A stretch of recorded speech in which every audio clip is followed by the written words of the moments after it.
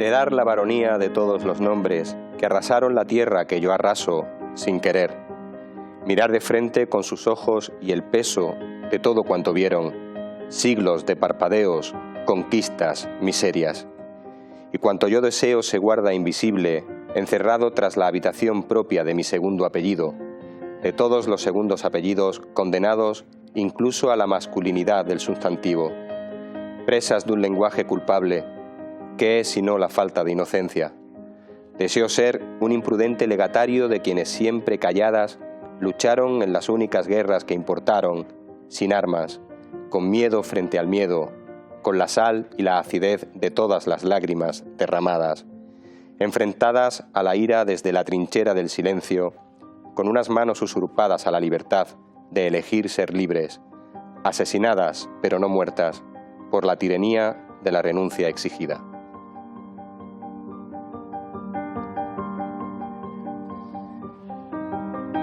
Saludos, ¿qué tal? Buenas noches, bienvenidos al Mirador de la Cultura.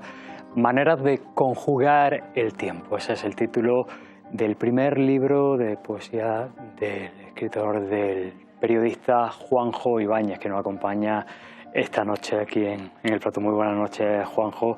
Un verdadero placer tenerte aquí en Créeme que el placer es mío de estar aquí en TG7, en la televisión pública.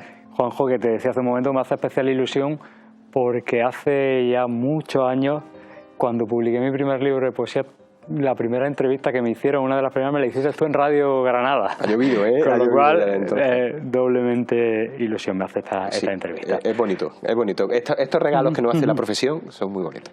Primer libro de poesía. Así es. Dedicándote toda la vida al periodismo y ahora te atreves con la poesía. Así es, la verdad que con la poesía siempre he tenido un coqueteo prácticamente desde el instituto, con los amigos que escribíamos en las horas muertas de clase, pero nunca me había atrevido a dar el salto, aunque siempre había esa llamilla interior, ¿no? que decía pues, que por qué no, ¿no? Y llegó el confinamiento, eso que todo lo lió y eso que le dio la vuelta a todo, y supongo que por ese tiempo encerrado en casa decidí dar el paso de intentarlo, ¿no? Y afortunadamente ha salido. Pero antes del confinamiento tenías tus poemas, sí, ¿no? yo he ido escribiendo, como te digo, yo he ido escribiendo desde la época del instituto, allí en el Soto de por Rojas. redes sociales alguna vez. Sí, y tenía una página de Facebook y algunos coqueteos literarios en redes sociales con gente como Jesús Lenz o Alicia Choín. Hemos mantenido una historia que se llamaba Cuaverso de Bitácora, donde todas las semanas aparecíamos con algún poema o algún texto, ¿no? Pero no quedaba más que en eso, ¿no? Una especie de autosatisfacción, como mucho compartida con algunos amigos, tampoco excesivamente difundida, salvo en algún momento, pero llegó el momento, ¿no? Supongo que había que intentarlo y me apetecía. Hay mucho que escribir y mucho que aprender todavía, pero me apetecía intentarlo, ¿no? Y se cruzó también por mi vida Javier Gilabert, que tiene buena que hemos parte tenido aquí en el Mirador en algunas ocasiones, reciente además. Que tiene mucho que ver con esta historia. Un café en un bar de la calle Navas hace algunos años, en los que él me dijo, ¿por qué no lo intentas, no? Al calor de sus libros contra la violencia de género, que editamos desde el ayuntamiento, o que coeditamos desde el ayuntamiento, me dijo, ¿por qué no lo intentas? Y esa semilla se quedó en la cabeza. Y ya te digo, en el confinamiento, donde escribí bastante, ya demasiado tiempo, llegó el momento de hacerlo. Hablé con Esdrújula, con Mariana, y ella, que es también osada, dijo, pues venga, vamos a ello. Y aquí estamos.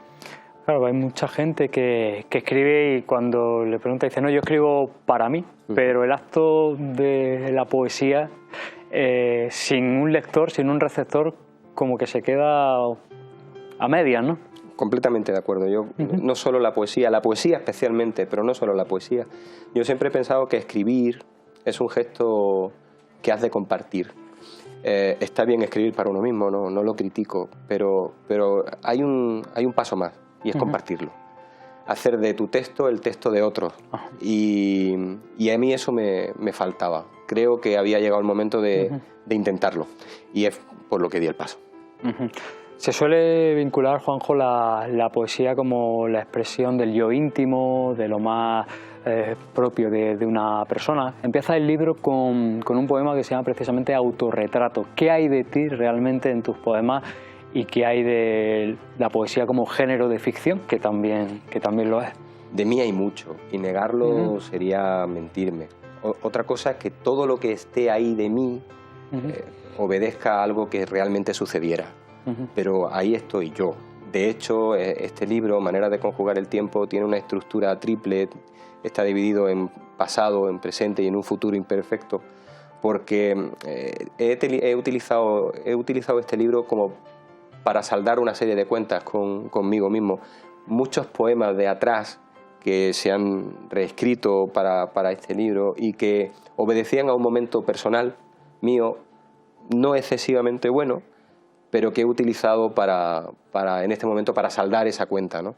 Y empezar con una especie de borrón y cuenta nueva en la segunda parte presente, donde, bueno, más consciente por la edad de lo que tengo a mi alrededor, de la suerte que tengo en ese sentido en muchos aspectos de mi vida personal y profesional, tenía que soltar el lastre de esa parte mía que está ahí, melancólica, triste, siempre atrapada por una vida que nunca satisface plenamente. Rompo directamente con esa parte presente. Hay mucho de mí y hay mucho de mi manera de pensar. En el futuro, en la tercera parte, hay mucho de ese Juanjo comprometido con ciertos valores que para mí son irrenunciables. Hay poemas, ahora hablaremos de ese apartado, de esa poesía más social. Y hay muchos poemas de amor. La poesía amorosa quizás sea de lo más complicado de escribir porque, claro, arrastramos una tradición enorme y luego hay una frontera, no sé si comparte eso, Juanjo, muy difícil, que es entre el poema de amor y caer en la cursilería. ¿Cómo se vence eso? Eso es una línea roja, como tú dices, y un miedo que yo personalmente a la hora de escribir tengo. Como tú dices, la tradición es enorme, es difícil pensar que se pueda escribir algo nuevo sobre el amor después de todo lo que se ha escrito y todo lo bien que se ha escrito sobre el amor y sobre todos los aspectos que pueda haber del amor. Pero en mi caso creo que la poesía tiene mucho de amor, tiene mucho de declaración a una persona. No tiene que ser solamente un amor romántico, ¿no? Está el amor paterno-filial, está el amor a los amigos, está el amor a un hijo. Pero hay mucho de amor. Yo creo que buena parte del combustible de las cosas que escribo beben del amor en esos aspectos, ¿no? Yo creo que es interesante, que es bonito cantarle al amor y sobre todo intentar no caer en esa otra, en el ripio, ¿no? En la parte más cursi de un amor que podría ser demasiado edulcorado, ¿no? Demasiado empalagoso. Pero sí, en mi caso, el amor está muy presente. Amores pasados, amores con finales infelices, pero amores que al final han construido lo que soy hoy y mi capacidad de amar ahora a mis padres, a mi pareja, a mi hija, a todo lo que tengo, ¿no?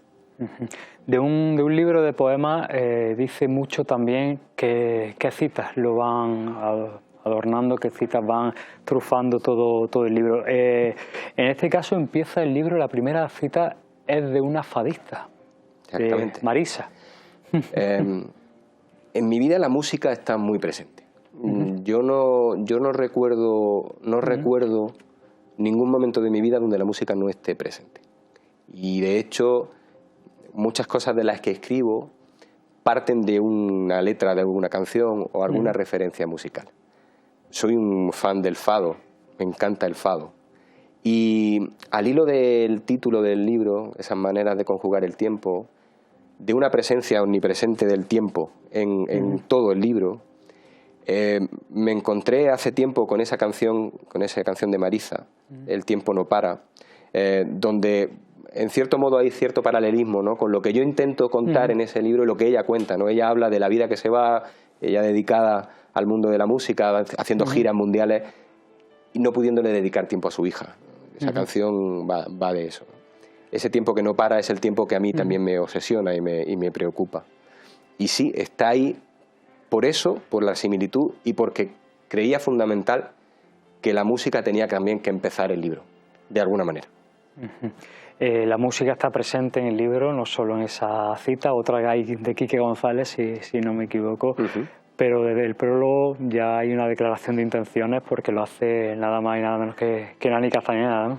Nani Castañeda en su cuádruple vertiente de batería del grupo al que adoro, de los Niños Mutantes, amigo, director de la Feria del Libro y además una persona comprometida con la literatura, ¿no? Un hombre que está... librero durante muchos años también. Sí, porque además yo creo que lo que está haciendo y lo que ha hecho con la Feria del Libro merece un reconocimiento generalizado, ¿no? Yo creo que convertir la Feria del Libro de Granada en una referencia nacional, eso se ha conseguido gracias, entre otras cosas, a su tesón y a esa vinculación precisamente de la literatura y la música que él hace en nuestra feria, ¿no? Y también la ciencia. Es lo que hace además tan única y tan especial la Feria del Libro de Granada. Esa trenza que hace entre música, ciencia y literatura en la Feria del Libro creo que es lo que singulariza a la nuestra, ¿no? Y claro, hablé con él, le ofrecí la posibilidad de que si él quería ser el prologuista del libro, aceptó encantado, con mucho respeto, porque él dice que la poesía, él no es tanto de poesía, pero tengo que agradecerle que haya dedicado unas palabras tan cariñosas al prólogo del libro, que efectivamente tiene música por todas partes. ¿Cuáles son, Juanjo, porque claro, antes de dar el paso a escribir un libro, has sido lector, eres el lector de poesía? ¿Cuáles son esos poetas que siempre te han acompañado y que de algún modo son referencia y a la hora de escribir un poema pues se tienen que notar, ¿no? Esa influencia y esos vínculos, ¿no? Mira, yo debo reconocer que he sido un mal lector, ¿vale? La poesía me ha acompañado desde hace muchísimos años, pero yo he sido un mal lector. He leído poesía, pero he sido un mal lector de poesía. Sí es verdad que ha habido siempre en la mesita de noche he tenido un poemario que es el de Antonio Machado. Yo creo que Antonio Machado, junto a otros muchos, la literatura española afortunadamente tiene grandísimos poetas universales, pero Antonio Machado para mí es una bisagra, ¿no? Como lo fue para muchas generaciones posteriores, ¿no? de poesía. Y es un hombre que tocó el techo de la poesía en muchos sentidos, ¿no? Y además soy muy cercano a su manera de vivir, a cómo se enfrentó a la vida, a cómo no renunció a ninguno de sus compromisos hasta el final de su vida, con sus rarezas, que tenía que ser un tipo raro, pero un hombre bastante comprometido. De un tiempo a esta parte me he ido acercando a muchos poetas que me han calado y me han tocado. Fíjate, recientemente he descubierto y me he sumergido en uno de ellos al que los prejuicios me tenían muy alejado, que es Luis Rosales. Yo creo que con Luis Rosales ha habido en esta ciudad mucha injusticia. Poeta inmenso. Poeta inmenso. He tenido la enorme suerte de descubrir La Casa Encendida y creo que es de los pocos poemarios que en español se pueden escribir mejor. Es impresionante. Más reciente he descubierto a Olaya Castro, que me ha encantado su manera de escribir. También. Estoy leyendo a una persona que admiro muchísimo, Andrés Newman. Me parece también un hombre muy interesante en todo lo que hace. Y creo que por ahí va la cosa. Y evidentemente Federico, por muchas cuestiones, Federico está un hombre que está siempre en mi vida, pero Federico es de la poesía. Federico es su literatura, es su vida, es su sombra, la que siempre me ha perseguido. Por ahí va la cosa. Es difícil escribir poesía en Granada después de Federico García Lorca, ¿no? Es una sombra que se extiende a lo largo de los años. Fíjate, una de las cosas, Dani, por las que yo creo que no he dado el paso antes es esa. Como en la tierra de Federico, y no solo de Federico, pues tiramos de Ibn al-Hatib, podemos hablar de Pedro Soto de Rojas, el propio Luis Rosales, Elena Martín Vivaldi, Olaya Castro, en fin, hombres, mujeres. ¿Qué podemos escribir los que nos acercamos primerizos a esto en una ciudad como esta? Una ciudad que tiene el listón tan alto en el mundo literario y cultural en general, pero sobre todo literario, ¿no? Es muy difícil encontrar un espacio en una ciudad donde tantas voces y tan buenas tienen el suyo, tienen sitio. Es muy complicado. A mí me atemoriza y me acompleja. Es muy difícil. Y lo hago con mucho miedo. De hecho, llego con este libro con mucho respeto. Yo no me quiero considerar ni me considero poeta, me parece una palabra muy grande. Poeta es una palabra a la que accedéis gente que estáis consagrados, gente que escribís y escribís muy bien, y en Granada hay mucho de eso. Y hay que tenerle mucho respeto a eso. ¿Cómo escribes tú, Juanjo? En torno a la poesía hay un concepto que se maneja mucho, el de la inspiración, si existe, si no existe la inspiración, si requiere un trabajo metódico de levantarse todas las mañanas y como si fuera un trabajo de oficina. En tu caso, ¿cómo llega el poema? Hay de inspiración. Yo paso periodos de tiempo que no escribo, pueden pasar semanas o meses que no escribo, y luego pueden pasar días que escribo mucho. A mí me llega una idea que intento dibujar como un verso y la dejo en la cabeza que me acere durante un tiempo. Y si esa idea se queda y no se va, entonces me siento y la desarrollo. Y necesito esa idea. Esa idea para mí es un poco el golpe de motor, ¿no? El momento en el que se arranca todo, la chispa, ¿no? Hay veces que te sientas, que intentas escribir por el placer de escribir y no te sale algo de lo que te sientas tan plenamente satisfecho, porque en mi caso me falta esa idea, esa inspiración, ese golpe. Y soy muy de eso, ¿no? Muy anárquico, en ese sentido soy muy anárquico y poco disciplinado.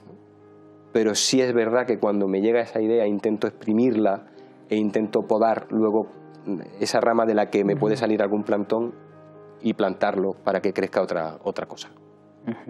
La tercera parte del libro, lo mencionaba antes Juanjo, hay poemas que dejan ver esa vena más social de tu poesía. Algunos, por ejemplo, relacionados con el tema de la inmigración. Hay un par de poemas. ¿Crees que la poesía tiene realmente una incidencia sobre la sociedad para generar pues, una corriente de pensamientos? ¿Y la poesía realmente sirve, como tantas veces ha dicho, para cambiar el mundo? Debería servir para cambiar el mundo. Yo sí pienso que la poesía es ese arma cargada de futuro. Lo tengo clarísimo. Y debe servir. Yo creo que cualquier tipo de manifestación artística, literaria, debe servir para cambiar el mundo. Vivimos un mundo que no es precisamente el mejor de los posibles y creo que las personas que puedan decirlo o contarlo, de alguna manera, tienen la obligación de hacerlo. Porque un poema, un cuadro, una canción, una novela o un cuento, por muy breve que sea, va a llegar a alguien que le puede permitir abrir los ojos. Para mí era fundamental en esa tercera parte del libro incluir esa voz social, porque está muy bien y es muy bonito y muy placentero cantarle al amor y cantarle y dedicarle un poema a mi hija o a mi pareja o a mis padres. Eso está muy bien, pero creo que es necesario también que demostremos que formamos parte de un mundo complicado y que tenemos una enorme suerte los que vivimos en esta parte del mundo y que de la desgracia solo nos separan 14 kilómetros hacia el sur o unos cuantos kilómetros hacia el este o unos cuantos kilómetros hacia el norte. Tenemos mucha suerte con todos los problemas que tenemos. Y me parecería un gesto muy egoísta no denunciar desde nuestra posición de suerte y de privilegio que hay gente que lo está pasando muy mal.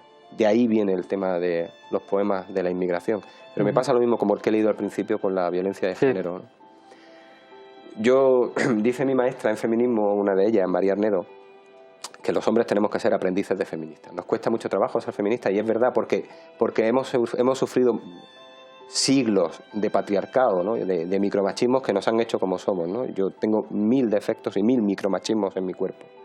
Pero creo que también es necesario comprometernos con ese 50% de la sociedad que es la mujer, a la que no le dejamos que tenga la misma cantidad ni el mismo peso de voz que los hombres. La violencia de género es un problema salvaje al que no podemos dejar de mirar a la cara. Y nuestra obligación, creo yo, como hombres en este caso, es ponernos a su lado y hacer de su lucha, que les cuesta la vida, la nuestra. Yo no me siento señalado como maltratador por ser hombre. Sería maltratador si maltratase. Pero sí me duele cuando un hombre mata a una mujer y la sociedad, de una manera u otra, intenta justificarlo. Eso sí me duele mucho. Eso sí es insultante. Y ante eso me tengo que rebelar. ante lo que yo creo que debe uno rebelarse, debe uno rebelarse.